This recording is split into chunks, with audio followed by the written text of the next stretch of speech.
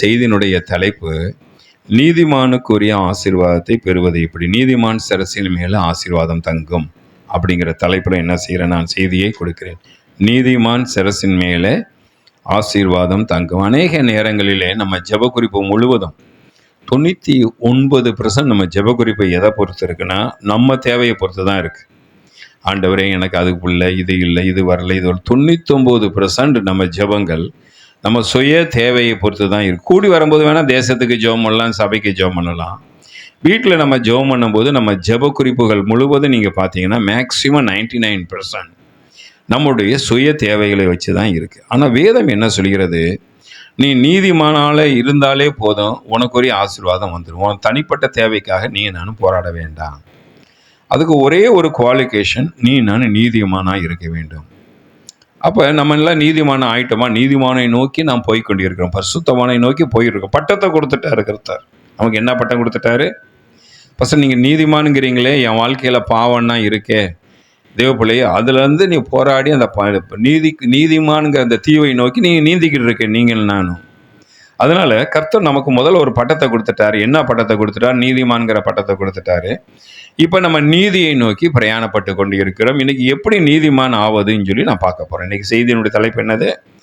எல்லோரும் எப்படி நீதிமான் ஆறுது என்று நாம் சில காரியத்தை பார்க்க போகிறோம். முதலாவது, நீதிமானுக்குரிய ஆசீர்வாதத்தை நான் வேகமாக வாசிக்கிறேன். எந்த வசனமும் எடுத்து போட வேண்டாம். இந்த வசனத்தை எடுத்து நீங்கள் போட வேணாம். நான் வேகமாக வாசிட்டு போகிறேன், நேரம் வேகமாக போக போகிறோம். முதலாவது, நீதிமானுக்குரிய ஆசீர்வாதம் என்னன்னு சொல்லி நான் பார்த்தேன். இதில் ஆராய்ச்சி பண்ணேன், நெட்டில் ஆராய்ச்சி பண்ணேன். அதுவாடி ஏகப்பட்ட ஆசீர்வாதம் வந்துருச்சு. நான் சொன்னேன், இந்த நீதிமானுக்குரிய ஆசீர்வாதத்தை வாசித்தாலே 1 மணி நேரம் ஓடி போயிடும். அதனால் ஒரு சங்கீதத்தையும் நீதிமொழிகளையும் எடுத்துகிட்டு நிறுத்திட்டேன். இதுக்கு மேலே நீதிமானை குறித்த ஆசீர்வாதத்தை எடுக்க வேண்டாம், அது நேரம் பத்தாது. நான் வேகமாக சொல்லிட்டு போகிறேன். ஆதியாகமம் 18:32 போடப்பட்டிருக்கு, 10 நீதிமான் நிமித்தம் அதை நான் அழிப்பதில்லை. ஒரு ஊரில் 10 நீதிமான் இருந்தால் கூட ஆண்டவர் அந்த ஏரியாவை அழிச்சிட மாட்டார். ஹல்லேலூயா. அப்போ 10 கலெக்டர் இருந்தால் அழிப்பதில்லைன்னு போடலை, 10 பிரசிடென்ட் இருந்தால் அழிப்பதில்லைன்னு போடலை. ஒரு ஊரில் 10 நீதிமான் இருந்தால் அந்த ஊரை நான் என்ன செய்ய மாட்டேன், அழிக்க மாட்டேன். 2வது, யோபு 36:7 போடப்பட்டிருக்கு, தமது கண்களை நீதிமானை விட்டு ஒரு நாளும் திருப்ப மாட்டாராம். நீதிமானை விட்டு கண்ணை என்ன செய்ய மாட்டாராம். நம்ம எப்போதுமே சின்ன பிள்ளைங்க, நம்ம பிள்ளைங்க எங்கேயாச்சும் போனாங்கன்னா நம்ம கண்ணி இங்கே தான் போகும். அந்த பிள்ளைகளோடு போகும். ஒழுங்காக போகிறாங்களா, ஒழுங்காக சைக்கிள் ஓட்டுறாங்களா, ஒழுங்காக கார் ஓட்டுறாங்களா, உன் மேலே கர்த்தருடைய கண்கள் இருக்கும். சங்கீதம் 1:6, கர்த்தர் நீதிமானுடைய வழியை அறிந்திருக்கிறார். நீ நீதிமானாக இருந்தா உன் வழியை கர்த்தர் அறிந்திருக்கிறார். சங்கீதம் 14:5, நீதிமானுடைய சந்ததியோட கர்த்தர் இருக்கிறார். நீ நீதிமானாக இருந்தால் உன் வம்சத்தோட கர்த்தர் இருக்கிறார், சந்ததியோடு இருக்கிறார். சங்கீதம் 37:17, நீதிமானை அவர் தாங்குகிறார். 55:22, நீதிமான் ஒருபோதும் தள்ளாட ஒட்டார். நீதிமொழிகள் 3:33, நீதிமானுடைய வாசஸ்தலத்தை கர்த்தர் ஆசீர்வதிப்பார். நீதிமொழிகள் 4:18, நீதிமானுடைய பாதம் சூரிய பிரகாசம் போல இருக்கும். இதா சித்தம், இது சித்தம் இல்லையா கண்டுபிடிக்க வேண்டிய பயம் இல்லை. நீதிமொழிகள் 10:3, நீதிமானை கர்த்தர் பசியினாலே வருந்து விட மாட்டார். 10:6, நீதிமான் சிரசின் மேலே ஆசீர்வாதம் தங்கும். 10:7, நீதிமான் பேர் புகழ்பெற்று விளங்கு. நான் இனிமேல் நீதிமானை குறித்து எடுத்தையும் வச்சுங்களேன், அது ஒரு 120 பாயிண்ட் கிட்ட வரலாம். எவ்வளோ பாயிண்ட் கிட்ட வரலாம்? அப்போ நீங்களும் நானும் ஒன்று தான் செய்ய வேண்டும், நீதிமானாக ஆக வேண்டும். எதை குறித்து பார்க்கணும் நம்ம? நீதிமான். இப்போ 2வது பார்க்க போகிறோம், நீதிமானாய் ஆவது எப்படி. 2வது கேள்வி என்ன கேள்வி? நீதிமான் ஆவது எப்படி, எப்படிங்க நீதிமான் ஆறது அப்படின்னு சொல்லி பார்க்க போகிறோம். லூக்கா 18வது அதிகாரம் 10-14 வரைக்கும் போடுவாங்க, வாசிப்போம். லூக்கா 18வது அதிகாரம் 10-14 வரைக்கும் வாசிக்கின்றேன். லூக்கா 18வது அதிகாரம் நானே வாசிக்கிறேன். 2 மனுஷர் ஜெபம் பண்ணும்படி தேவாலயத்துக்கு போனார்கள். ஒருத்தன் பரிசேயன், ஒருத்தன் ஆயக்காரன். அடுத்த வசனம், பரிசேயன் நின்று, தேவனே, நான் பரிகாரர், அநியாயக்காரர், விபச்சாரக்காரர், மற்ற மனுஷரை போலும் இந்த ஆயக்காரனை போலும் இராதனால் உண்மை ஸ்தோத்திரிக்கிறேன். அப்போ பரிசேயன் என்ன ஜெபம் பண்ணுறான்? அவனுக்கு கண்ணுக்கு தெரிஞ்சது முழுவதும் தன்னுடைய பாசிட்டிவ் தான் கண்ணுக்கு தெரியுது. அவனுக்கு கண்ணுக்கு தெரியுறதுன்னா என்ன தெரியுது? என்ன தெரியுது? அவன் பாசிட்டிவ். அவன் என்ன சொல்கிறான்? நான் பரிகாரம் கிடையாது, அநியாயக்காரன் கிடையாது, விபச்சாரக்காரன் கிடையாது. நான் அந்த ஆயக்காரன், பக்கத்தில் ஆயக்காரன் ஜெபம் பண்ணுறானே அவனை மாதிரி நான் கிடையாது. நான் ஒரு பரிசுத்தவான். என்னை மாதிரி ஒரு பரிசுத்தவான் இந்த பூமியில் இல்லை. அவன் கண்ணுக்கு தெரிஞ்சது முழுவதும் என்ன தெரியுதுன்னா தன்னுடைய பாசிட்டிவ் குறித்து தான் பார்க்குறான். அடுத்த வசனம் போடுங்க. வாரத்தில் 2 தடவை உபவாசிக்கிறேன். அப்போ அவன் எதை குறித்து மேன்மைப்படுத்துகிறான் என்றால் தன்னுடைய பரிசுத்தத்தை குறித்து, தன்னுடைய நீதியை குறித்து மேன்மைப்படுத்துகிறான். வாரத்தில் 2 தடவை உபவாசிக்கிறேன், தசமபாகம் செலுத்தி வருகிறேன் என்று ஜெபம் பண்ணான். அடுத்த வசனம் வாசிப்போம். ஆயக்காரன் தூரத்தில் நின்று தன் கண்களையும் வானத்துக்கு ஏறெடுக்க துணியாமல் பாவியாகிய என்மேல் கிருபையாயிரும். தேவ பிள்ளையே, அப்ப நீதிமான் என்றால் தேவ சமூகத்துல போய் ஒரு மனுஷன் தன்னை ஒரு பாவின்னு ஒத்துக்கிறது பேர் தான் நீதிமான். நம்மளுடைய வாழ்க்கையில எது ஒரு பெரிய பிரச்சனை வருதுன்னா நான் ஒரு பாவி என்று ஒத்துக்கிற முடியாது. பாவினா என்ன? ரட்சிக்கப்பட்டவரை பாவின்னு சொல்லலை. நம்ம பாவம் செய்தால் நம்முடைய பாவத்தை ஒத்துக்கொள்ளக்கூடிய இறுதியே நமக்கு கிடையாது. அதேபோல முதலாவது நம்மளுடைய வாழ்க்கையில கிமு கிபி பார்க்கணும். இப்போ 2 விதத்தில் பார்க்க போறோம். கிமு கிபி. கிமு என்றால் ஒரு மனுஷன் எப்படி ரட்சிக்கப்படுறான்னா, அந்த ரட்சிக்கப்படுற மனுஷன் ஒன்று தான் அறிக்கை பண்ணணும். நான் உன்னை அறியாதது பாவம், என் பாவத்தை மன்னிக்க. எவ்வளோதான் பாவ அறிக்கை எவ்வளவு? ஒரே ஒரு பாவ அறிக்கை தான் பண்ணுறீங்க. என்ன பாவம்? 1983 23வது வயசில் நான் ரட்சிக்கப்பட்டேன். அப்போ தேவ சமூகத்தில் நான் போய் சொன்ன காரியம் என்னவென்றால், ஆண்டவரே நான் பாவி, என்னை ரட்சியும். அப்போ ரட்சிப்புக்கு முன்னுக்கு நீங்கள் சேர்த்து வைத்த பாவங்கள் எல்லாம் ஒரே பாவங்களாக கருதப்படுகிறது. இயேசுவை அறியாதது தான் பாவம், வேறு எதுவுமே பாவம் கிடையாது. இயேசுவை அறியணும், 2வது நம்ம பாவின்னு ஒத்துக்கிறணும். அப்புறம் கிறிஸ்துவுக்கு முன்னுக்கு நீங்கள் நான் செய்யக்கூடிய ஒரே ஜெபம் என்னவென்றால், ஆண்டவரே உண்மை அறியாததுக்கு முன்னாடி நான் எவ்வளோ பாவம் செஞ்சுட்டப்பா, ஒரு ரத்தத்தில் கழுவுங்கப்பா. இந்த ஒரே ஒரு பாவம் மன்னிப்பு தான். ஆனால் கிறிஸ்துவுக்குள்ள நீங்கள் வந்த பிறகு, எதுக்குள்ள வந்த பிறகு பரிசுத்தவான் பட்டம் கிடைச்சிருச்சு, நீதிமான் பட்டம் கிடைச்ச பிறகு நீங்கள் செய்கிற ஒவ்வொரு பாவத்தையும் ஆண்டவரே என் பாவத்தை மன்னிங்கன்னு கேட்கணும். புரிஞ்சிருச்சா உங்களுக்கு? எப்படி நீதிமான் ஆறுதுன்னு பார்க்க போகிறோம். நீதிமான்னா நீங்கள் போனீங்கன்னா தேவ சமூகம் அப்படியே வரும். நீங்கள் போனீங்கன்னா தேவ பிரசன்னம் அப்படியே வரும். நீங்கள் ஒரு புல்பீட்டில் மைக்கை பிடிச்சிங்கனாலும் மக்கள் எல்லாம் ஆவியில் நிரம்புவாங்க. இப்படியெல்லாம் கர்த்தர் உங்களோடு நடக்க வேண்டும் என்றால் நீங்கள் நீதிமான் ஆகணும். இப்போ 2 விதமான பாவ மன்னிப்பை குறித்து பார்த்துட்டோம்.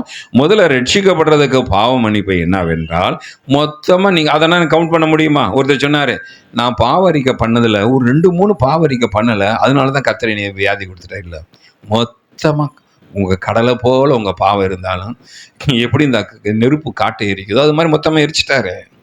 ஆனால் ரட்சிக்கப்பட்ட பிறகு நீ தேவ சமூகத்தில் செய்கிற ஒவ்வொரு சின்ன பாவத்தையும், உதாரணம் ஒரு சம்பவத்தை சொல்கிறேன். ஒரு 2 நாளைக்கு பிறகு முன்பாக என் மனைவியினுடைய உறவினர் ஒருவர் 1 வருஷம் இறந்துட்டாங்க.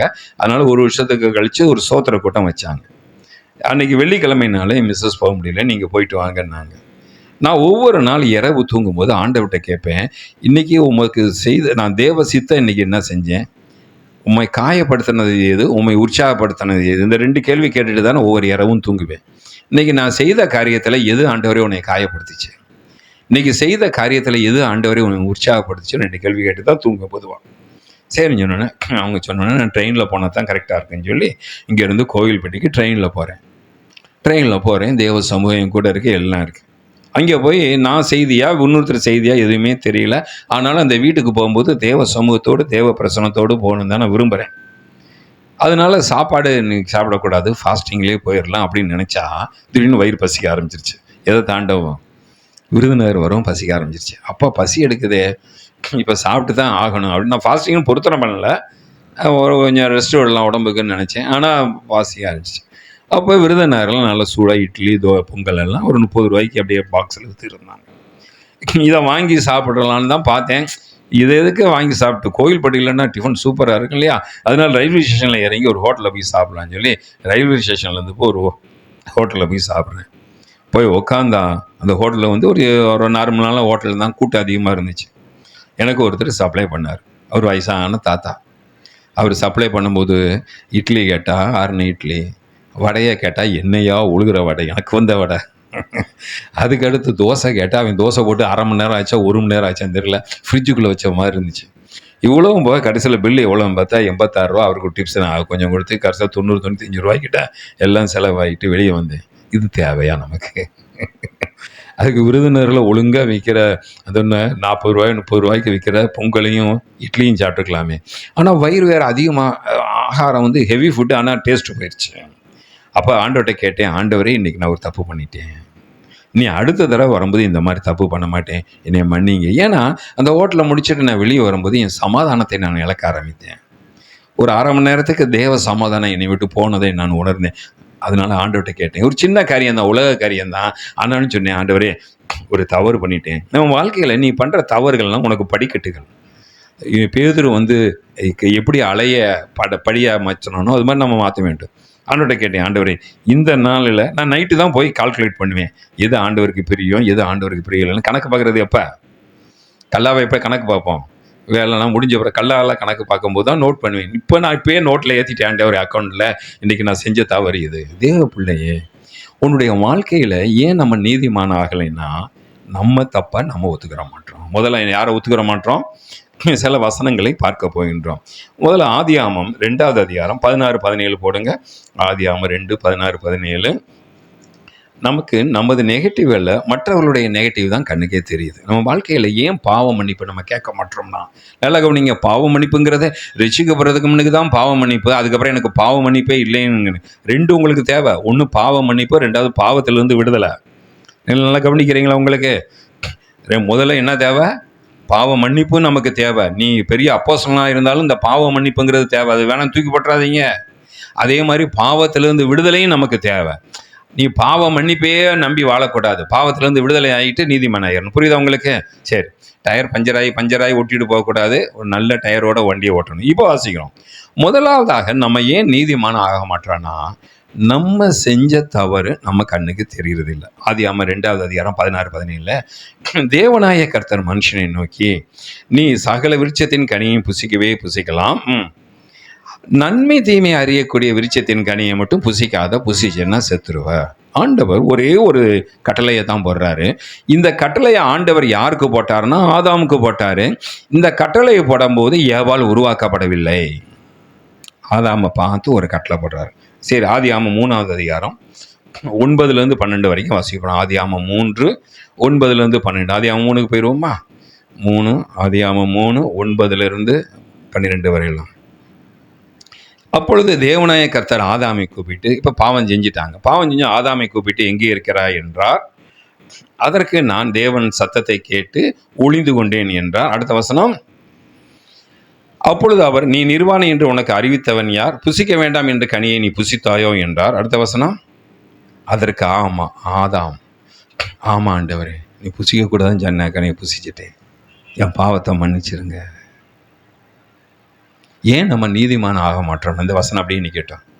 ஏன் நம்ம நீதிமான் ஆக மாட்டோம்னா, நல்லா கவனிங்க, நம்ம ஒரு நாளும் தேவ சமூகங்கிற அந்த கண்ணாடியில் போய் நின்று ஆதாம் இந்த ஒரே ஒரு வார்த்தை மட்டும் சொல்லியிருந்தான், ஆதாமையும் மன்னிச்சிருப்பாரு, ஏவாளையும் கர்த்தர் மன்னிச்சிருப்பாரு. இன்னைக்கு நமக்கு பெரிய பிரச்சனை, ஏன் நம்மளால நீதிமான் ஆக முடியவில்லை என்றால், நம்ம கண்ணுக்கு என்ன தெரியுதுன்னா நம்மளுடைய நெகட்டிவ் தெரியல, அடுத்தவன் நெகட்டிவ் தான் தெரியுது. ஆதாமை பார்த்து ஆண்டவர் கேட்கிறார், நீ புசித்தாயான்னு கேட்டா ஆதாம் என்ன சொல்றாரு? என்னுடன் இருக்கும்படி தேவநீர் தந்த ஸ்திரீயானவள் அந்த கனியை எனக்கு கொடுத்தால், நான் பாவம் செய்யலை.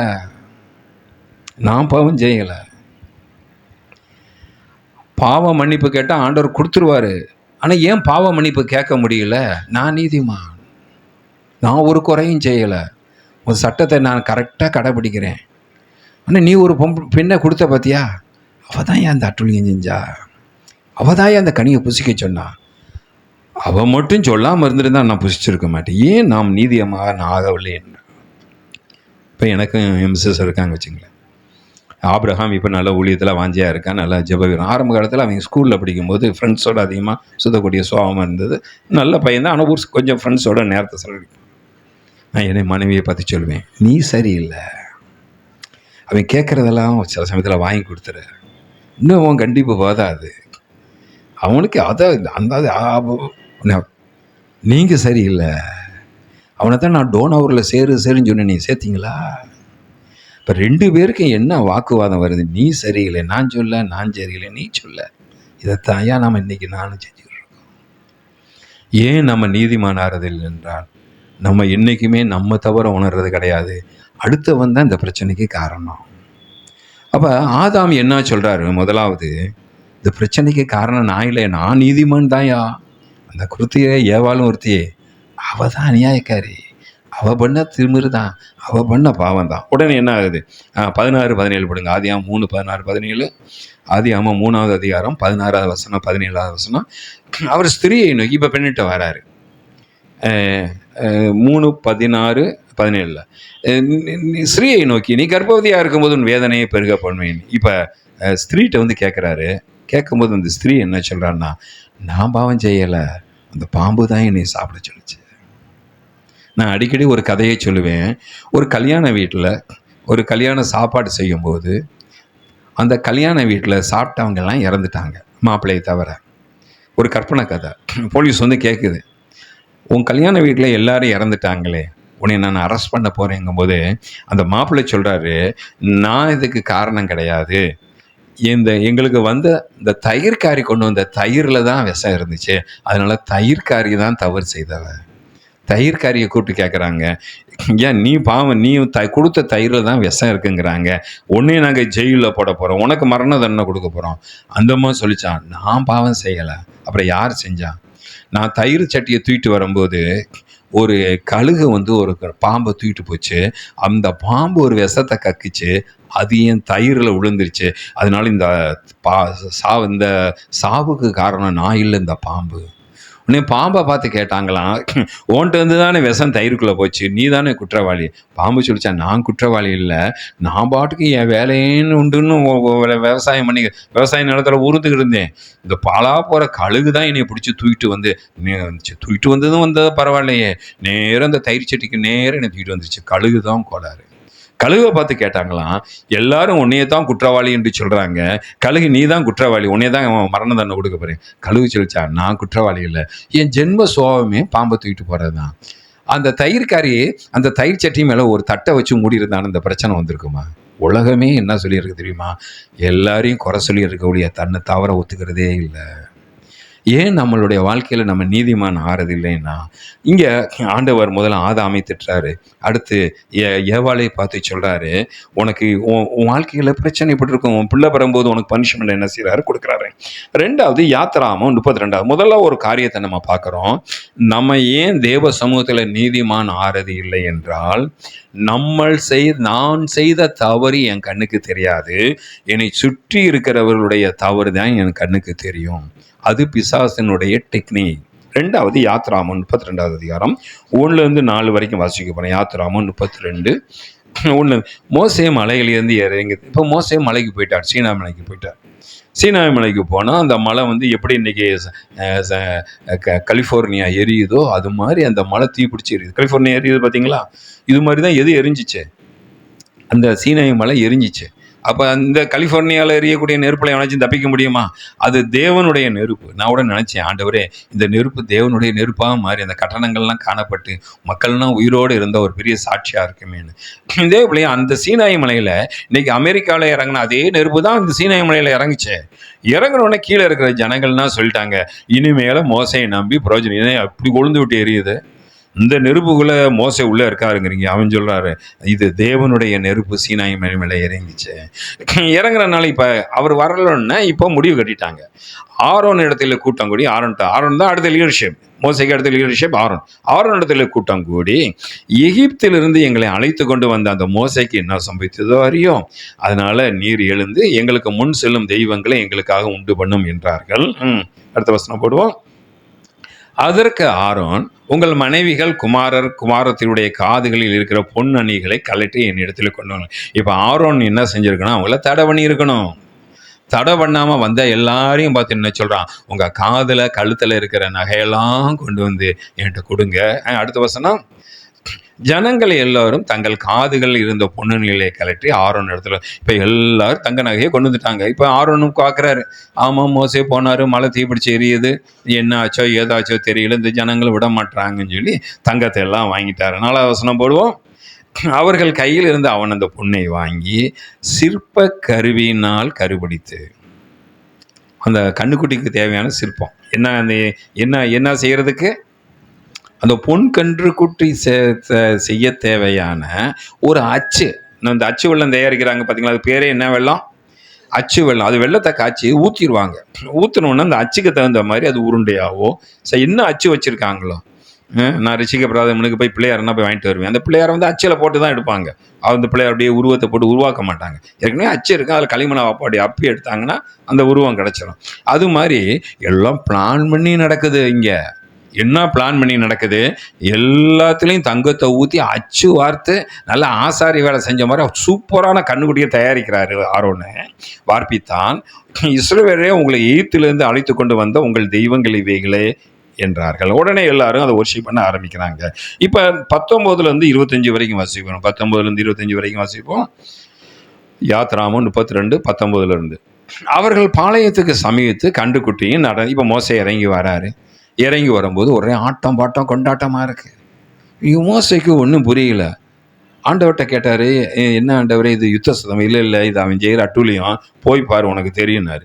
வந்து பார்த்தா கண்ணுக்குட்டியும் நடனத்தையும் கண்டபோது மோசே கோபமுண்டமாகி தன் கையில் இருந்த கோபத்தில் பலகையை தூக்கி என்ன செஞ்சிட்டா, கீழே போட்டு உடைச்சிட்டாரு.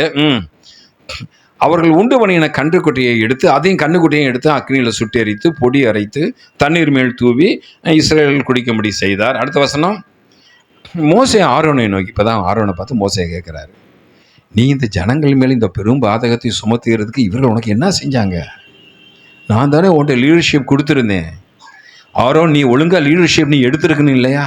இந்த ஜனங்களை என்ன தவறு செய்தார்கள்? இந்த ஜனங்களை பாவத்துக்குள்ளே கொண்டு போவதற்கு ஆரோனை நீதானே காரணம் அப்படின்னாங்க. வசனத்தை வசிப்போம். அடுத்த வசனம், அதற்கு ஆரோன், ஆண்டவனுக்கு என்மேல் கோபம் உண்டாக இருப்பதாக, இது பொல்லாத ஜனம் என்று நீர் அறிந்திருக்கிறீர். இவர்கள் என்னை நோக்கி எங்களுக்கு முன் செல்லும் தெய்வங்களை எங்களுக்கு உண்டு பண்ணும், எகிப்தின் தேசத்திலிருந்து எங்களை அழைத்து கொண்டு வந்த அந்த மோசைக்கு என்ன சம்பவித்ததோ அறியோம் என்றார்கள். அப்பொழுது நான், பொன்னுடைமை உடையவர்கள் எவர்களோ அவர்கள் அதை கலற்றி தர கடவர்கள் என்றேன். அவர்கள் அப்படியே செய்தார்கள். அதை அக்கினியில போட்டேன், கண்ணுக்குட்டி வந்தது.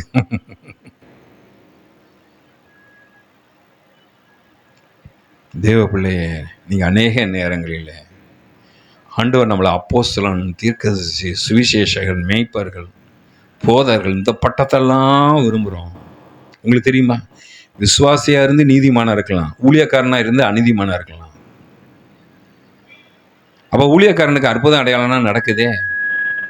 மரத்தில் 2 வேர் இருக்கு, ஒன்று ஆணி வேர், ஒன்று சல்லி வேர். இந்த ஆணி வேர் தண்ணியை எப்படி எடுக்கணும்னா பூமிக்கு ஆழத்தில் போய் தான் எடுக்கும். நேற்றைய தினத்தில் என்னுடைய ரிலேட்டிவ் ஒருத்தர் வந்தார். தம்பி, ஒரு பெரிய பிரச்சனை, எங்கள் சப்மர்சிபிள் மோட்டர் இருக்கு. என்ன பிரச்சனை? அந்த தென்னை மரம் வச்சோம், அந்த தென்னை மரத்தினுடைய வேர் அந்த சப்மர்சிபிள் மோட்டரையும் சுற்றி அந்த மோட்டரையும் செயல்படாமல் ஆக்கிருச்சு. இதுக்கு பேர் தான் ஆணி வேர். இந்த ஆணி வேரும் தண்ணி குடிக்கும், சல்லி வேருமாங்க. அந்த சல்லி வேர் எங்கே இருக்குன்னா மரத்தினுடைய ஸ்டெம்புக்கு மேலே இருக்கும், அப்படியே படர்ந்து இருக்கும். இந்த வேர் மண்ணுக்கு வெளியவே தெரியும், சல்லியாக தெரியும். இந்த வேரும் தண்ணி குடிக்கும். இந்த தண்ணி ஆழத்தில் போய் குடிக்காது, மேலோட்டமாக மழை தண்ணி பெய்யும் போது சல்லி வேர் தண்ணி இழுக்கும். இன்றைக்கி அநேக மரங்கள் ஆணி வேர் தண்ணியில் வாழலை, சல்லி வேர் தண்ணியில் வாழுது. அந்த சல்லி வேர் தண்ணிலையும் வாழலாம், ஆனால் சின்ன காற்றுல அடித்தாலே விழுந்துடும். சென்னை பட்டணத்தில் புயல் அடித்தபோது நம்ம ஊர் மரங்கள் மட்டும்தான் நின்றுச்சு.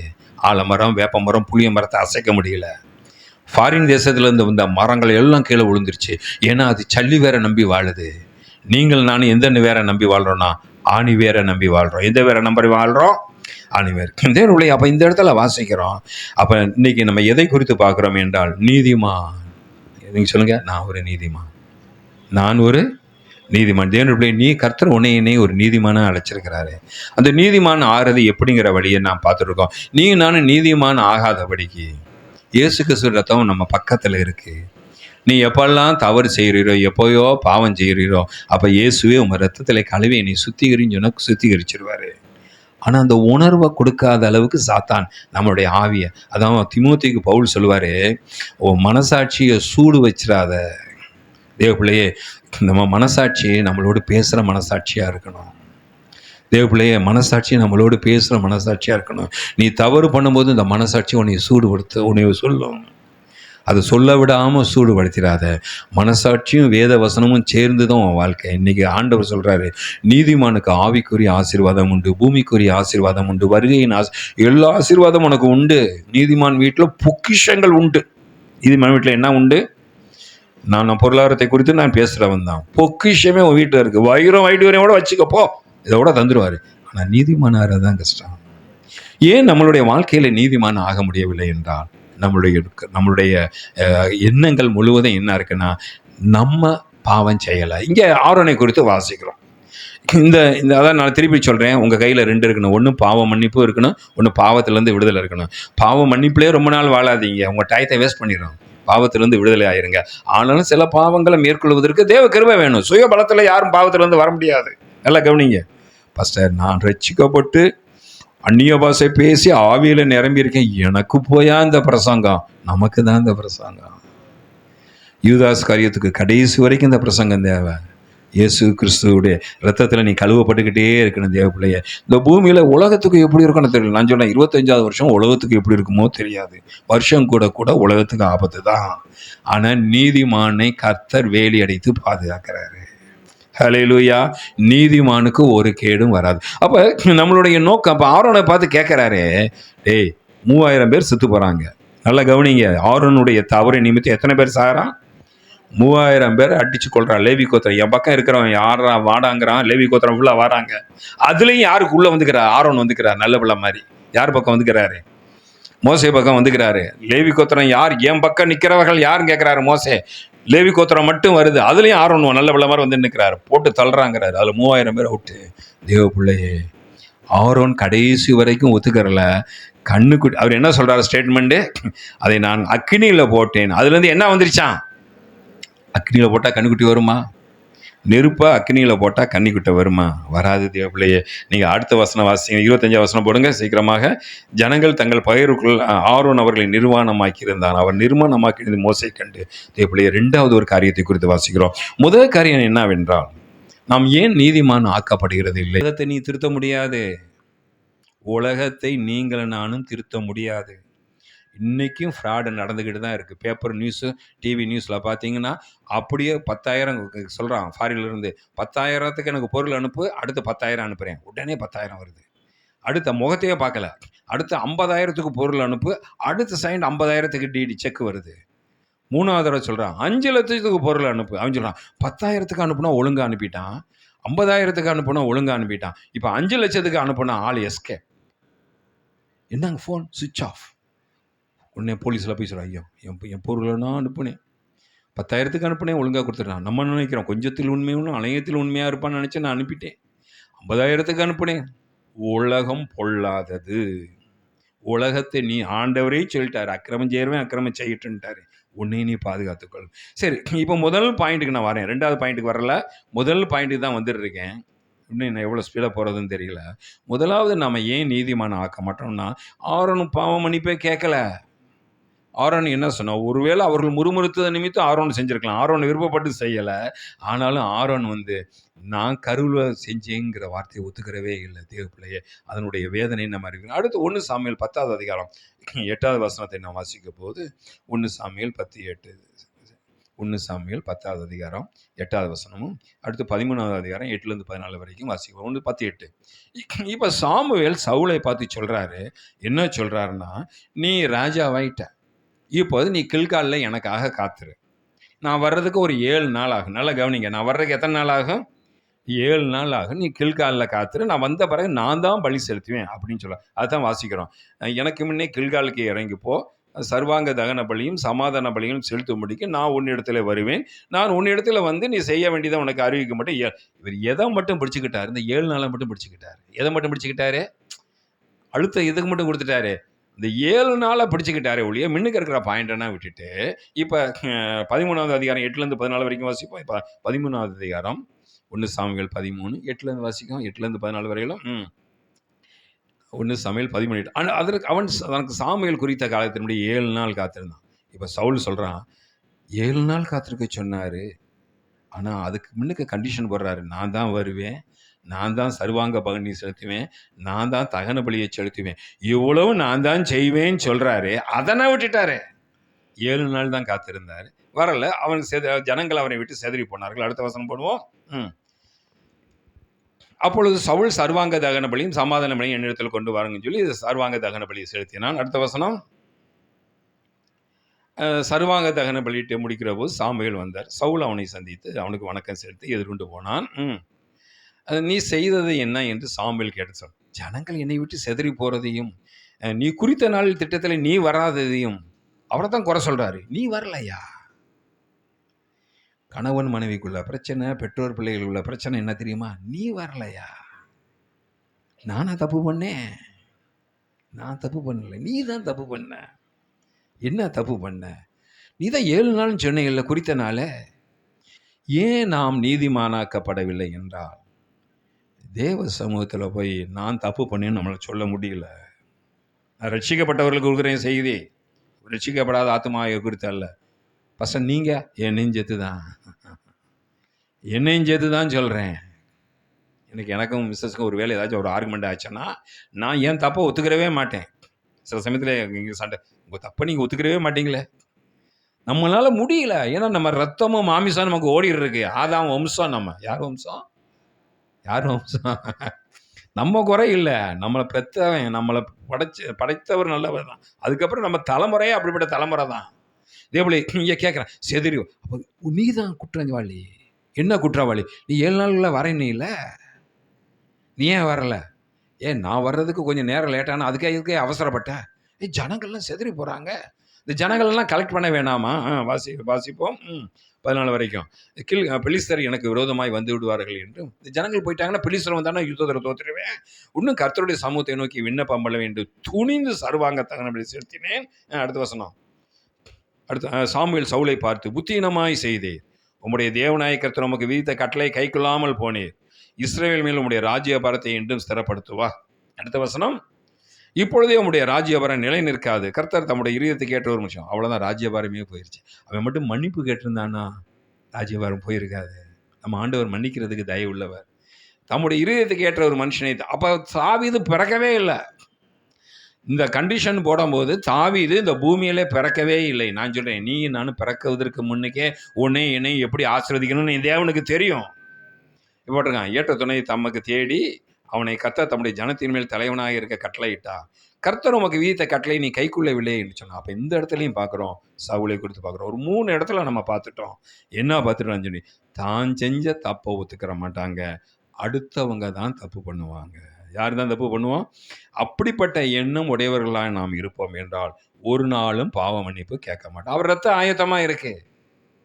அந்த குஷ்டரோகிக்கு ஊசியை வச்சு குத்துனாலும் வலிக்காது. நம்ம ஆவி ஆத்துமா அப்படி போயிடக்கூடாது. தேவ பிள்ளையை முதலாவதாக தேவ சமூகத்தில் போய், நீ ஒரு ஜட்ஜாக இருக்கலாம், நீ நிராபராதி, நீ குற்றவாளி அப்படின்னு சொல்லக்கூடிய நீதிபதி சீட்டில் இருக்கலாம். நீ வீட்டுக்கு வந்தோடனே தேவ சமூகத்தில், ஆண்டவர் நான் செய்த பாவம் என்ன? சரி, முதல்ல ஒரு கோஷ்டி ஏன் பாவ மன்னிப்பை வாங்கலைன்னா, அவங்க மேலே இருக்க பாவத்தை ஒத்துக்கிற மாட்டாங்க. எதிர்த்தாப்புல இருக்கிறவங்க பாவத்தை, கூட இருக்கிறவங்க பாவத்தை, மற்றவங்க பாவத்தை தான் சொல்லுவாங்க. 2வது ஒரு கோஷ்டி இருக்குது. நீங்கள் வாசிச்சிங்கன்னா தெரியும். ரூத் 1வது அதிகாரம் 20-21 வாசிப்போம். ரூத் 1:20-21. ரூத் 1வது அதிகாரம் 1வது வசனமே முதல்ல வாசிப்போம். ரூத் 1:1 வாசிப்போம்.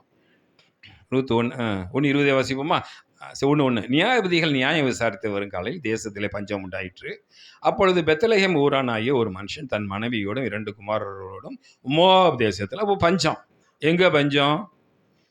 பெத்லெகேம். எங்கே பஞ்சம் வந்துச்சு? நியாயபதிகள் நியாயம் விசாரித்திருக்காள் தேசத்தில், பெத்லெகேமில் ஒரு பஞ்சம் வந்த உடனே என்ன செய்யணும்? தேவ சமூகத்தில் காத்திருக்கணும். ஆண்டவர் இந்த ஊரில் நான் இருக்கிறது.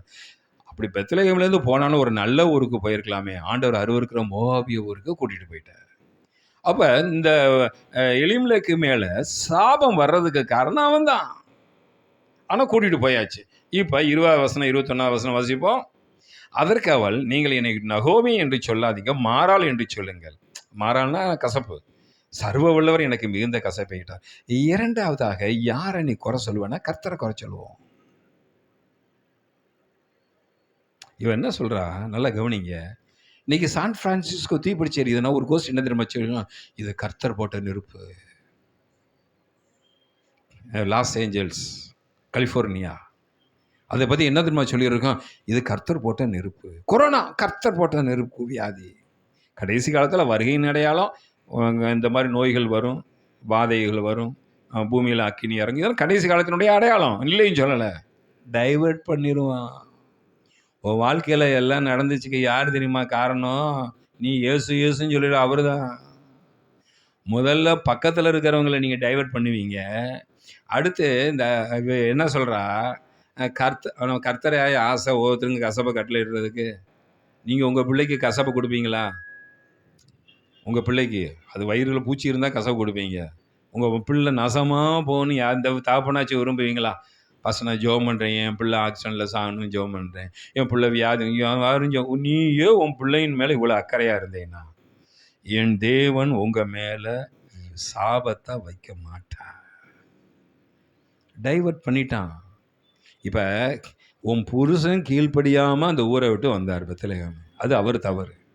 அதுக்கடுத்து இப்போ செழுமையாக இருக்குது பெத்லகேம் கொஞ்ச நாளுக்கு பிரச்சனையாக இருந்துச்சு, அப்புறம் செழுமையாயிருச்சு. அங்கே யாருமே வரலை, நீ மட்டும் புத்திசாலித்தனமாக வந்து தேவ சித்தத்துக்கு விரோதமாக பல காரியத்தை செஞ்சுட்டு இப்போ புருஷனை இழந்துட்டு இப்போ 2 ஆண் குழந்தையும் இழந்துட்டு இப்போ நீ திரும்பி வர. இப்போ அவள் சொன்ன ஒரே காரியம் என்ன தெரியுமா? இது என் தேவன் கர்த்தர் எனக்கு கசப்பை கட்டளையில தேவப்பிள்ளையே. 2வது நம்ம ஏன் பாவம் மன்னிப்பு வாங்கலைன்னா, யாரை பார்த்து நம்ம சொல்கிறோம்னா, இன்றைக்கும் சொல்கிறேங்க, இன்றைக்கி கர்த்தர் இருக்கிறனால தாங்க நீங்கள் நான் இந்த புல்லில் இந்த பூமியில் நடந்துக்கிட்டு இருக்கோம். நீ நான் இன்னைக்கு உயிரோடு இருக்கிறது காரணம் கர்த்தர். அவன் எப்படி டைவர்ட் பண்ணுறான்னா, அது இது இந்த டீச்சிங் எப்படி கொடுக்குறான்னா, இது இவ்வளோ பாடுகள் இவ்வளோ வேதனைக்குள்ளே நீ போனது காரணம் கர்த்தர். அதுதான் சொல்கிறான் மருமகளை பார்த்து, என் வாழ்க்கை நாசமாக போனதுக்கு காரணம் இந்த கர்த்தர். 2வது உங்கள் கவனம் எங்கே போகுதுன்னா கர்த்தர். எடுத்து வாசிப்போம், யோபு புஸ்தகத்துக்கு வருவோமே. யோபு 1வது அதிகாரம் 21வது வசனம். யோபு இதே மிஸ்டேக் தான் செய்கிறாரு, ஆனால் வித்தியாசமாக செய்கிறாரு. வாசிப்போம், யோபு 1:21 வாசிப்போம். யோபு 1:21.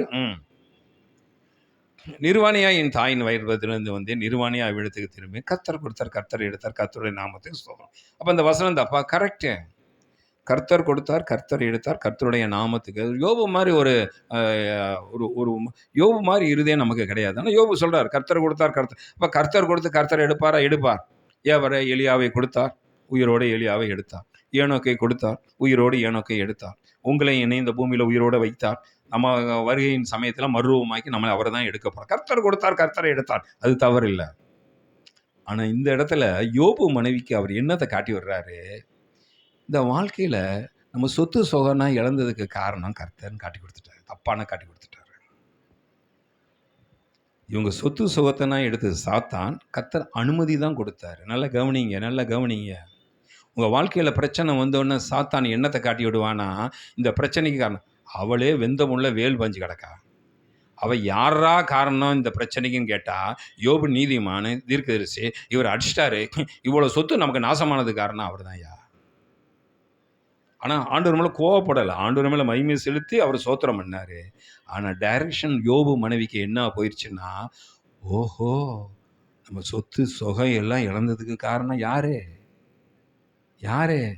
நல்லா கவனிங்க.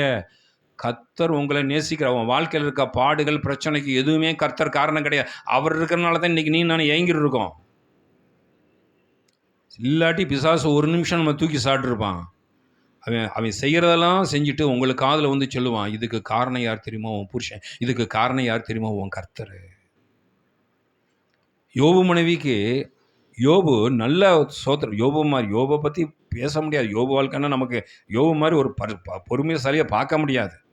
யோபு மாதிரி ஒரு நீதிமான உலகத்திலே பார்க்க முடியாது. நீதிமான லிஸ்ட்டில் தானியேல் யோபுனா வராங்க. அவரை பற்றி பேசவே எனக்கு பயமாக இருக்குது. ஆனால் ஒரு பிக்சரை காட்டிட்டாரு. என்ன பிக்சரை காட்டிட்டாரு? இவர் தான் காரணம். நடந்த சம்பவம் என்ன? யோபு வாசிச்சிங்களா? 2வது அதிகாரம் 9வது வசனம் வாசிங்க. யோபு 2:9 வாசிப்போம். யோபு 2வது அதிகாரம் 9வது வசனம் சீக்கிரம். அப்பொழுது அவன் மனைவி அவனை பார்த்து, நீர் இன்னும் உன் இருதயத்தில் உத்தமத்தில் உறுதியாக இருப்பாயா? நீ ஏசு தேவன் சொல்றியா? அவரை சாபம் பண்ணு. காரணம், நீ காட்டி விட்டுட்ட தப்பான காரியத்தை. தேவனை தூசித்து ஜீவனோட, ஏன் அவர் தானே என்னதானே அழிச்சாரு. யோபு அவ யாரு? ரூத் மாமி நகோமி மாதிரி யோபு ஆண்டவர் மேலே கோவப்படலை. ஆனால் அவர் ஒரு டைரக்ஷனை தப்பாக காட்டிட்டாரு. என்ன காட்டிட்டாரு? இந்த சாபத்துக்குன்னா காரணம் கர்த்தர்னு காட்டி விட்டார், மாறி காட்டிட்டாரு. கர்த்தர் பெர்மிஷன், அந்த அவரை பாதுகாப்பு வேலையை தான் எடுத்தார். ஆனால் உள்ளே நுழைஞ்சு வேலை பார்த்ததெல்லாம் சாத்தான்.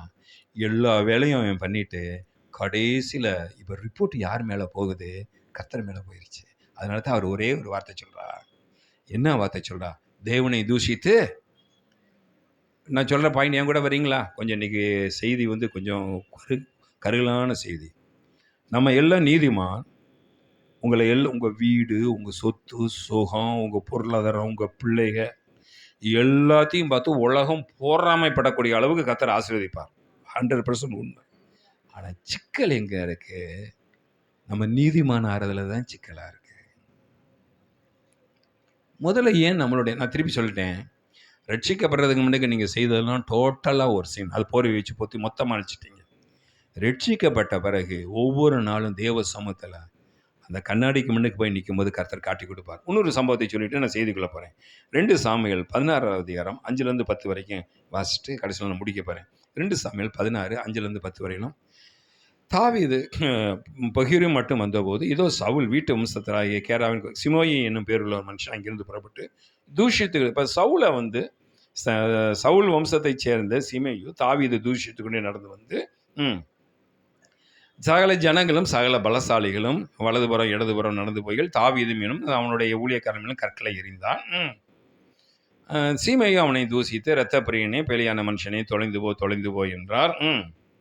சவுலின் ஸ்தானத்திலே ராஜாவான உன்மேல் கர்த்தர் சவுல் இந்த இரத்த பலியை திரும்ப பண்ணினார் அப்படின்னு சொல்லி அப்சலோம் கையில் ஒப்பு கொடுத்தார். இதோ உன் அக்கிரமத்தில் அகப்பட்டா இந்த இரத்த பலியான மனுஷன் சொல்லி சாபத்தை வைக்கிறான். அப்பொழுது அபிசாய் ராஜாவை நோக்கி, அந்த செத்த நாய் ராஜாவாகி ஆண்டவனை தூஷிப்பான், நான் போய் அது தலை வாங்கி போடட்டுமா என்றான். அதற்கு ராஜா, எனக்கும் உங்களுக்கும் என்ன? அவன் என்னை தூஷிக்கட்டும், தாவீதை தூஷிக்க வேண்டும் என்று கர்த்தர் அவனுக்கு சொன்னார். எப்படி உனக்கு வெளிப்பாடு கிடைச்சிச்சு? அநேக நேரங்களிலே நம்ம யார் மேலே பழிய போடுறோம்? கர்த்தர் மேலே பழிய போடுறோம். ஐயா, உன்னை கல்லெறிகிறதுக்கும் உன்னை தூஷிக்கிறதுக்கும் ஆண்டவர் எதுக்கு ஏன் அனுமதி கொடுக்குறாரு? அப்படி என்ன அனுமதி கொடுக்குறாருன்னா, முல்லா நீ அந்த அளவுக்கு கோடீஸ்வரன் ஆகிட்டி அவனை தாழ்மைப்படுத்துறதுக்கு. தாவீது சொல்கிறாரு, அந்த சிமையை திட்டுனதுன்னா, ஆனால் ஒரு பக்கம் சமாளிச்சுக்கலாம், இப்படி சொல்லி என்ன செஞ்சுக்கலாம், சிமையை மேலே கோபம் வராமல் பாதுகாத்துக்கலாம். கர்த்தர் அவனுக்கு சொன்னார், அவன் தூஷிக்கட்டும். இது எப்படின்னா, என்ன நடந்தாலும் இயேசுங்கிற லிஸ்ட்டில் வந்துட்டாங்க. எப்படியே முதலாவது ஒரு காரியம் பார்க்குறோம், ஏன் நம்ம நீதிமான் ஆறது இல்லைன்னா, நம்ம என்றைக்குமே மற்றவங்களோட குற்றத்தை தான் நம்ம கண்ணுக்கு தெரியுதே ஒழிய நம்ம குற்றம் கண்ணுக்கே தெரியறதில்லை. இது சாத்தானுடைய தந்திரம். இயேசு கிறிஸ்து கடைசியில் சொல்கிறார், பிதாவே இவர்களை மன்னியும், தாங்கள் செய்து இன்னதென்று அறியாது இருக்கிறார்கள். நம்மளாக இருந்தால் என்ன சொல்லியிருப்போம்? ஆண்டவரே, லாஸ் ஏஞ்சல்ஸில் வந்த அக்கினி இப்போ இவங்க மேலே இறங்க எலியா சொன்னார் பார்த்தியா, பிடிக்க வந்தவனு சாம்பலாக்கினார் பார்த்தீங்களா? அது மாதிரி இயேசுநாதர் நிலைமையில் நம்ம இருந்து தான் செஞ்சுருப்போம். ஆண்டவர் சொல்கிறாரு, பிதாவே இவர்களை மன்னிதே. இப்படி முதலாவது இன்னைக்கு சொல்கிறேங்க, நீ அப்போஸ்தலன், தீர்க்கதரிசி, சுவிசேஷன், மேய்ப்பர், இவங்களுக்கு இந்த ஆசீர்வாதத்தை குறித்து ஆண்டவர் சொல்லலை. இதுனா உன் டியூட்டி. பிரசங்கியார், பாஸ்டரான்னு அது டியூட்டி, இது உன்னுடைய அழைப்பு. ஆனால் நான் யாரை ஆசீர்வதிப்பேன்? நீதிமானை ஆசீர்வாதம். அவன் சிரசின் மேலே ஆசீர்வாதம் தங்கும். நீதிமானுக்கு அநீதிமானுக்கு வித்தியாசத்தை காட்டுவேன். அந்த நீதிமான் லிஸ்ட்டில் எல்லாரும் வரலாம். ஆனால் நீதிமான் ஏன் ஆக முடியலைன்னா, தேவ சமூகத்தில் முதலாவது நான் ஆண்டவரே, நான் பாவியில் ரட்சிக்கப்பட்டாச்சு, ஆனாலும் ஆண்டவரே இன்னைக்கு இந்த தவறு செஞ்சுட்டேன், என்னை மன்னிங்க. நம்ம என்ன சொல்கிறோம்? அவன் சரியில்லை, இவன் சரியில்லை, இவன் சரியில்லை. சரி, முதல்ல அவன் தானே சொன்னான், கடைசியில் யாரையும் சரியில்லைன்ட்டான். யார் காரணம்ட்டான்? இவர் கர்த்தர் தான் காரணம், கர்த்தர் தான் காரணம். தேவ பிள்ளையே, இது ரெண்டையும் தூக்கி போட்டு நம்ம செய்ய வேண்டியது என்ன என்று இன்றைக்கி 2 பாயிண்ட் ஃபைனலாக நான் முடிக்க போகிறேன் 5 நிமிஷத்தில்.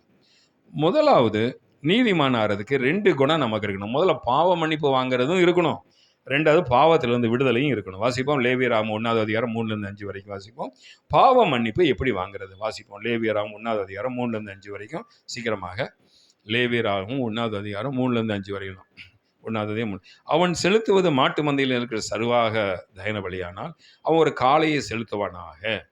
அவன் அதை ஆசாரிப்பு கூடாரத்தில் கொண்டு வந்து கர்த்தருடைய சந்நிதியில் தான் அங்கீகரிக்கும்படி அதை ஆசாரிப்பு கூடாரத்தில் கொண்டு வந்து, அடுத்த வசனம், அது தன் பாவ நிவர்த்திக்கென்று அங்கீகரிக்கும்படி தன் கையை அதன் தலைமையில். அப்போ அந்த ஆட்டையோ மாட்டையோ கொண்டு வந்து பழைய ஏற்பாட்டில் கையை அது தலையில் வச்சுட்டா இவனுக்குள்ள பாவம் எல்லாம் அந்த ஆட்டுக்குள்ளேயும் மாட்டுக்குள்ளேயும் போயிடுச்சு. அடுத்த வசனம், கர்த்தருடைய சந்நிதி இந்த காளையை கொள்ள கடவன், குமாரன் ஆசாரிகள் அதன் ரத்தத்தை எடுத்து பலிபீடத்தின் மேல் தெளிக்க கடவர்கள். அப்போ முதலாவது பாவ மன்னிப்பின் அனுபவம் என்பது இஸ்ரேல் ஜனங்கள் ஒரு வருஷம் செஞ்ச பாவத்தை ஆட்டு தலைமையில் வச்சு தாம் பாவத்தை எல்லாம் ஆட்டில் இறக்கி அந்த ஆட்டு இரத்தத்தின் மூலமாக பாவ மன்னிப்பு.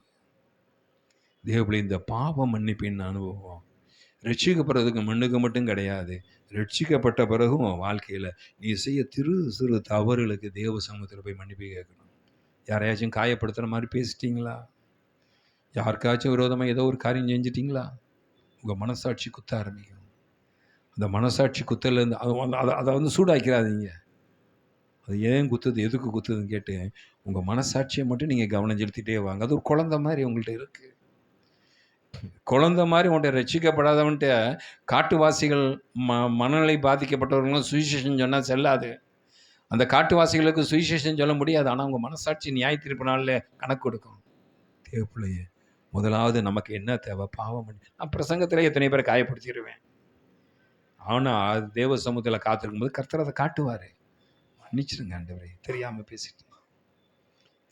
பேசிட்டேன். அந்த பாவ மன்னிப்பினுடைய அந்த ஸ்பிரிட் எப்பொழுதுமே நம்மள்கிட்ட இருக்கணும். எவ்வளோ பெரிய நீ அப்போஸ்தலனாக இருந்தாலும் சின்ன சின்ன பாவங்கள் செய்தாலும் தேவ சமூகத்தில், ஆண்டவரே நீ போகக்கூடாதுன்னு சொன்ன இடத்துக்கு நான் போயிட்டேன்ப்பா, அதனால தான் இவ்வளோ பிரச்சனை, என்னை மன்னிங்க, நீ செய்யக்கூடாதுங்கிற காரியத்தை நான் செஞ்சுட்டேன். இந்த பாவ மன்னிப்பு எப்பொழுதும் நம்மள்கிட்ட இருக்கணும். அவன் பாவம், இவன் தப்பு, ஏசப்பா தப்பு, கர்த்தர் தப்பு, அவர் 1000 தப்பை நீ சொல்லதை நிறுத்திவிட்டு முதலாவது நம்ம தப்பை உணர்ந்து, நான் சொத்து காரியத்துல எல்லாம் அதுதான் சொல்லி, நான் தப்பு பண்ணிட்டேன்,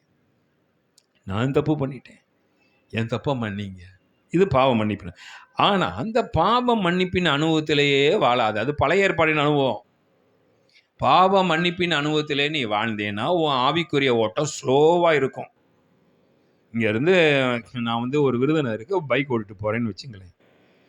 அங்கே ஒரு 4-5 இடத்துல டயர் பஞ்சர் ஆயிடுச்சு. பஞ்சர் ஆனோடனே அந்த வல்கனிங் சிங் ஒட்டுற இடத்துல போய் டயர் டியூப்பை போய் காட்டி அவன் என்னை ஒட்டி 5 இடத்துல நான் ஒட்டி நான் போகிறதுக்குள்ளே எனக்கு பிறகு 5 மணி நேரம் கழித்து ஒருத்தன் மதுரையிலேருந்து கிளம்பினா பார்த்தீங்களா, அவன் விருதுநகர் போய் சேர்ந்துருப்பான். ஏன் எனக்கு நேரம் போச்சு. ஏப்பா நான் போய் சேருவேன், ஆனால் நான் போய் சேர்றதுக்குள்ளே அவன் போய் சேர்ந்துருவான். இந்த பாவ மன்னிப்பு பழைய ஏற்பாட்டினுடைய அனுபவம். பழைய ஏற்பாட்டில் லைசன்ஸ் ஹோல்டர் மாதிரி அவங்க. என்ன லைசன்ஸ் ஹோல்டரு? 1 வருஷம் அக்கிரமம் செய்வோம், பாவம் செய்வோம், திருப்பி ஆட்டு தலை மேலே வச்சு பாவத்தை கடத்துவோம், அடுத்த வருஷம் 1 வருஷம் சேர்ப்போம், அடுத்த ஒரு ஆட்டை. இது பழைய ஏற்பாட்டின் அனுபவம். ஃபஸ்ட்டு பாவ மன்னிப்பு வேண்டாமா? வேண்டும். திருப்பி நான் சொல்கிறேன், தப்பாக புரிஞ்சு நீங்கள் எப்படி புரிஞ்சுக்கிட்டீங்கன்னு எனக்கு தெரியல. உங்கள் பிரசங்கம் எப்படி இருந்து, என் பிரசங்கம் எப்படி இருந்துச்சு, இனிமேல் தான் நான் தேவ சமூகத்தில் போய் கேட்கணும். பாவ மன்னிப்புங்கிற அனுபவம் நம்ம நினச்சிருக்கோம். சுவிசேஷம் சொல்கிற ஒருத்தனாச்சும் மனம் திரும்புகிறானா? முதல்ல நம்ம மனம் திரும்பணும். முதல்ல யோனா மனம் திரும்பினா தான் ஊர் மனம் திரும்பும். யார் மனம் திரும்பணும்? ஃபஸ்ட்டு யோனா தீர்க்கதரிசி மனம் திரும்பணும். இவரும் மனம் திரும்பின பிறகு தான் 1,25,000 பேர் அங்கே மனம் திரும்புவான். அதே போல முதலாவது இந்த பாவ மன்னிப்புங்கிற அனுபவம். நான் ஒவ்வொரு நாள் இரவு தூங்கும்போது ஆண்டுகிட்ட பாவ மன்னிப்பு கேட்பேன். என்ன பாவ மன்னிப்பு? என்ன செஞ்சேன், என்ன செய்யலை, எது உனக்கு பிடிச்சிச்சு, எது உனக்கு பிடிக்கல, எங்கே உன்னை காயப்படுத்தினேன், எங்கேப்பா உன்னை காயப்படுத்தலை, சிம்பிளாக இயேசுவே என் பாவத்தை மன்னி, அவ்வளோதான் முடிஞ்சிச்சு. பாவ மன்னிப்புக்கு எவ்வளவு? போட்டுக்கிட்டு உருவ நெஞ்சில் குத்திக்கிட்டு, ஆணியை குத்திக்கிட்டு, தேரை இழுத்துக்கிட்டு ரோட்டில் போகிறேன்னு இப்படின்னா ஆண்டவர் பாவ மன்னிப்பு வைக்கல.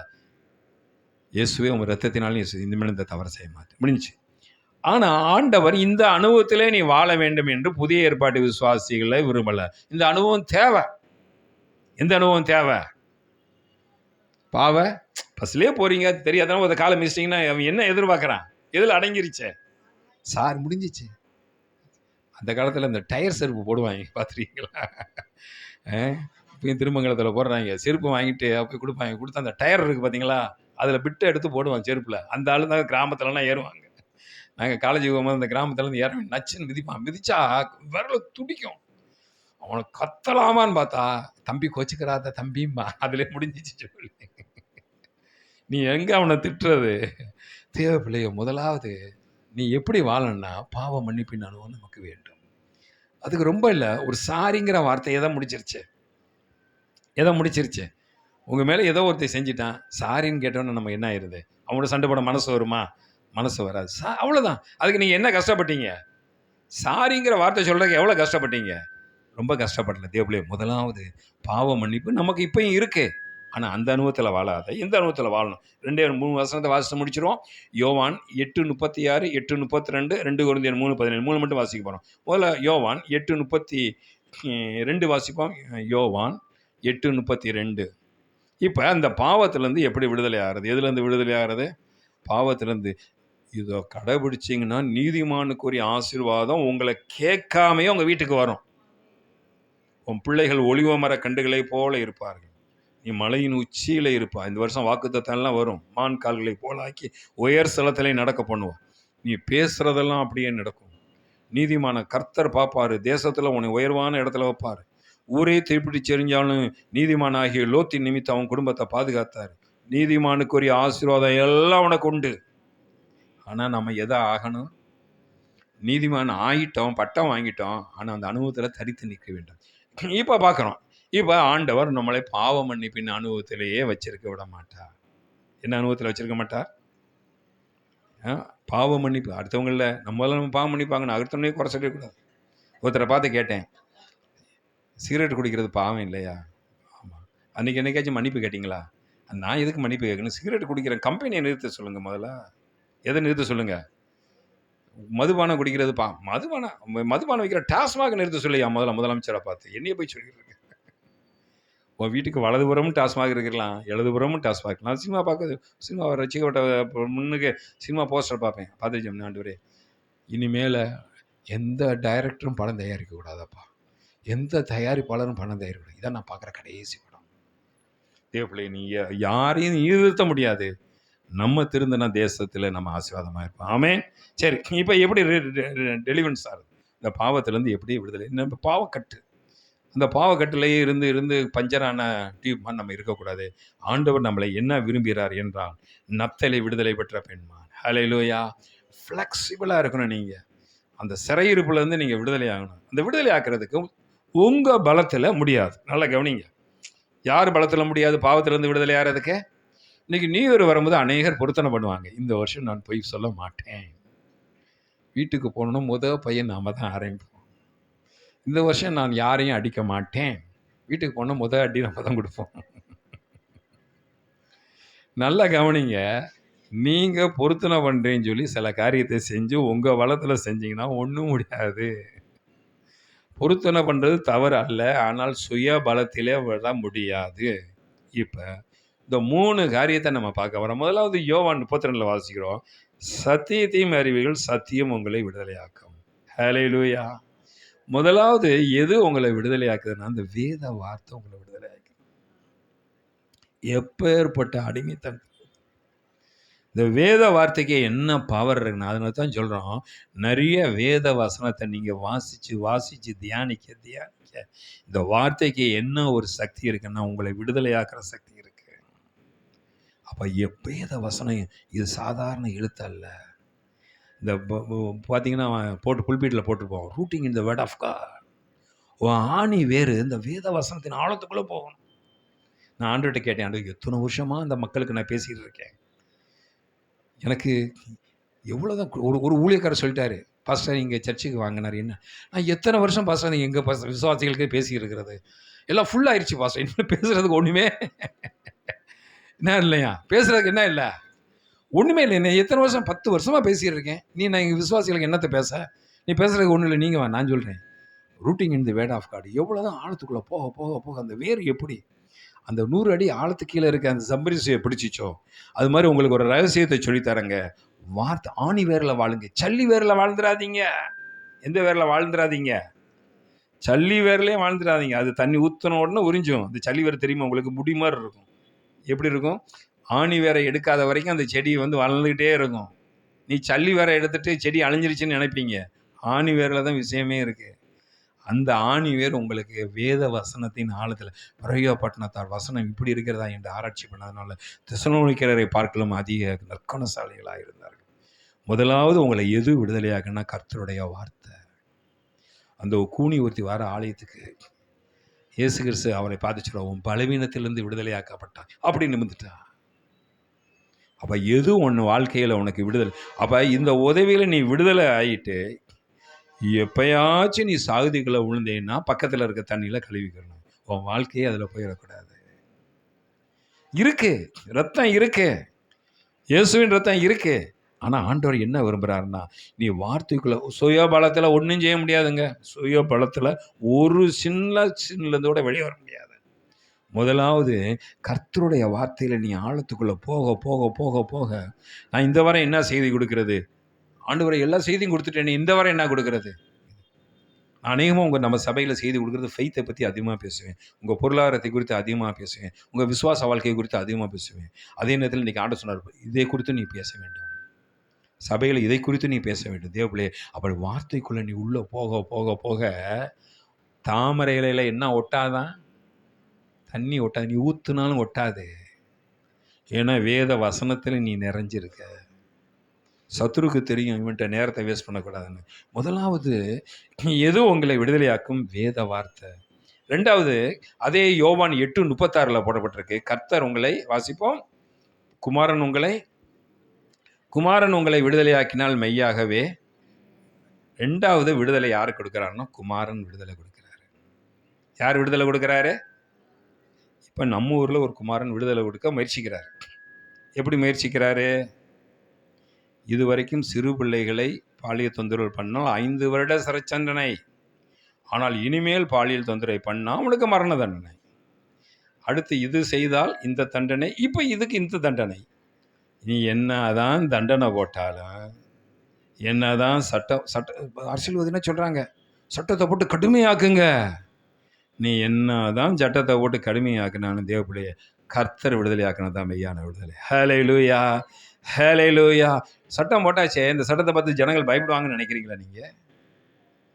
ஏன் அவனால் முடியல? நான் சொல்ல உங்களுக்கு புரியுதா? அவன் என்ன சொல்கிறான், சிறைச்சாலைக்கு போய் ஒருத்தன் சூசைட் பண்ணிட்டான். நான் விரும்பலைங்க. அந்த டெல்லியில் அந்த பஸ்ஸில் வரும்போது ஒரு பிள்ளைய ஒரு 3 பேர் பலாத்காரம் பண்ணிடுவாங்க. இந்த 3 பேரையும் ஜெயிலில் போட்டுருவாங்க. அதில் ஒரு வாலிபன் சொல்கிறான், இந்த கேவலமான காரியத்தை நான் செஞ்சேன்னு நினச்சி எனக்கு வேதனை தாங்க முடியும்னு சொல்லி தூக்குப்பட்டு செத்துட்டான் எழுதி வச்சுட்டு. யாரும் விரும்பி செய்யலை. அவனுக்கு எப்படி விடுதலை ஆகிறதுன்னு தெரியல.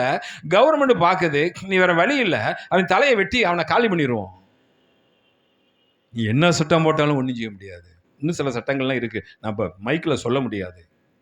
இப்போ வந்திருக்கிற பார்த்தீங்களா, அருண் போட்டாரில் சட்டம், ரவுடி பாஷைகளையும் நான் திருத்துவேன், அதனுடைய அர்த்தத்துக்கு விளக்கம் எனக்கு தெரியும், நான் மைக்கில் பேச முடியாது, ரெக்கார்டிங் ஆகிருக்கு. என்ன தான் நீ சட்டம் போட்டான் தெய்வ பிள்ளைய. நம்ம நினைக்கிறோம் சட்டத்தை கடுமையாக்கி ஜனங்களை விடுதலை ஆக்கிடலான்னு. தேவ பிள்ளையே, நீ என்ன தான் சட்டம் போடுங்க, நான் வேணாம் சொல்லலை. சட்டம் போட்டதுனால தான் இன்றைக்கி நீங்களான ஹெல்மெட் போடுறோம், இல்லை ஹெல்மெட் போடுவோமா? இல்லை, சட்டம் போடுவது தவறு அல்ல, அது நியாயப்பிரமாணம். நியாயப்பிரமாணம் மனுஷனை தீர்த்திருத்தாது, கிருபை தான் தேவ மனுஷனை விடுதலையாக்கும். ஹல்லேலூயா. அப்போ முதலாவது காரியம் வார்த்தை. ரெண்டாவது 8:36 போட்டிருக்கு, குமாரன் உங்களை விடுதலை ஆக்கினார். அப்போ சட்டம் இருக்கட்டும், ஆனால் நீங்கள் இயேசுவை குறித்து சொல்லி அந்த இயேசு தான் உனக்கு விடுதலை ஆக்கணும். குமாரன் விடுதலை ஆக்கினால் மெய்யாகவே விடுதலை ஆக்க. ரெண்டாவது குமாரன் விடுதலை ஆக்கணும். மூணாவது 2 கொரிந்தியர் 3:17 வாசித்து முடிச்சிடும். 2 கொரிந்தியர் 3வது அதிகாரம் 17வது வசனம். 2 கொரிந்தியர் 3:17. 2 கொரிந்தியர் 3:17. கர்த்தரே ஆவியான, கர்த்தருடைய ஆவி எங்கோ அங்கே விடுதலை உண்டு. முதல்ல வார்த்தை, ரெண்டாவது இயேசு, மூணாவது ஆவியானவர். அதனால தான் சொல்கிறேன், கடைசி நாட்களில் ஜனங்களை பரிசுத்த ஆவிக்குள்ளே நீங்கள் நிரப்புனீங்கன்னா தான் அவங்க விடுதலை ஆவாங்க. அந்த ஆவியானவர் நீ உள்ளே போக போக போக வெளியே இருக்கிறதெல்லாம், உள்ளே இருக்கிற கசடை வெளியே தள்ளிடும். தெய்வ பிள்ளையே, நீ கர்த்தர் நம்மளை என்ன சொல்கிறாருமா, நீதிமான் என்றென்றும் மறைக்க, நீதிமான் சிரசின் மேலே ஆசீர்வாதம் தங்கும். அப்படி நம்ம ஜெபிச்சு முடிக்க போகிற நேரம் ஆயிடுச்சு. தேவப்பிள்ளை, இன்னைக்கு ஒரே ஒரு ஃபோக்கஸ் தான், ஆண்டவர் நம்மளை நீதிமானாய் பார்க்க விரும்புகிறாரு. அந்த நீதிமானு அடுத்தவங்களை குறை சொல்கிறத காட்டலாம், ஆண்டவரை குறை சொல்கிறத காட்டலாம். நீங்கள் கர்த்தர் சமூகத்துக்கு நேராக வாங்கி பாவ மன்னிப்பு வாங்கிடுங்க. பாவ மன்னிப்பின் அனுபவம் இல்லை, விடுதலை அனுபவத்துக்குள்ளே வந்துட்டீங்கன்னா நீதிமானுக்குரிய ஆசீர்வாதம். நீதிமானை அழிப்பதில்லை, என் கண்களை அவனை விட்டு திருப்ப மாட்டேன், அவன் வழியை அறிந்திருக்கிறேன், அவன் சந்ததியோடு இருக்கிறேன், அவனை தாங்குறேன், அவன் தள்ளாட மாட்டான், அவன் வீட்டை ஆசீர்வதிப்பேன், அவன் சூரிய பிரகாசம் போல இருப்பான், பசினால் விரதர மாட்டேன், சிரசில் ஆசீர்வாதங்க, அவன் பேர் புகழ்பெற்று விளங்கும். எல்லா ஆசீர்வாதமும் நீதிமானுக்குரியதான். எனவே இந்த 25வது வருஷத்தில் நீ நான் ஆசீர்வாதமாய் வாழ போகிறோம். அதுக்கு ஒரே வழி நீதிமான். ஹல்லேலூயா. அப்படியே எழுந்திருந்து நாம் ஜெபித்து நாம் முடிக்க போகிறோம். ஒரு நிமிஷம் அப்படியே இருக்கக்கூடிய இடத்துல எழுந்திருந்து, ஆண்டவரே நான் நீதிமான் பட்டத்தில் வரணும். கொஞ்சம் ஒவ்வொரு நாளும் இரவு தூங்கும்போது தேவ சமூகத்தில்